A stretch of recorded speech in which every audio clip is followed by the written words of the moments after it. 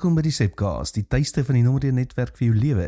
Dis waar ons stadiger dink, dieper kyk en ontdek hoe Jesus nie net toegewerk het nie, maar nou werk. Ek voel vas. Dis hoe baie mense hulle lewe beskryf. Dieselfde werk, dieselfde routine, geen beweging. Maar wat as jy nie vas is nie? Wat as jy gevorm word? Jakobus 1 vers 3 tot 4 sê, die beproewing van julle geloof bewerk volharding, en die volharding moet tot volle werking kom, sodat julle volmaak en sonder gebrek kan word. Let op, dit sê nie uitkom nie, dit sê word. Ek onthou iemand wat gefrustreerd was met sy seisoen. Hy wou aanbeweeg. Hy het gebid vir verandering, maar niks het verander nie. Tot hy begin vra het, wat is God besig om in my te doen? Hier. En alles het geskuif. Hy het geduld begin leer, hy het nederigheid begin ontwikkel, hy het begin sien, hierdie seisoen is nie 'n vertraging nie, dit is voorbereiding.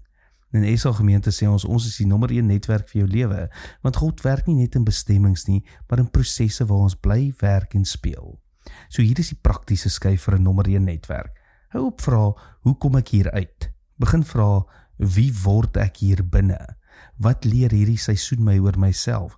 Waar vorm God my karakter? Hoe kan ek getrou wees? Selfs hier. Want as jy net fokus om uit te kom, kan jy mis wat God wil inbou. Jy is nie vas nie, jy is in wording. En dalk is hierdie presies die plek waar God jou gereed maak vir wat volgende kom.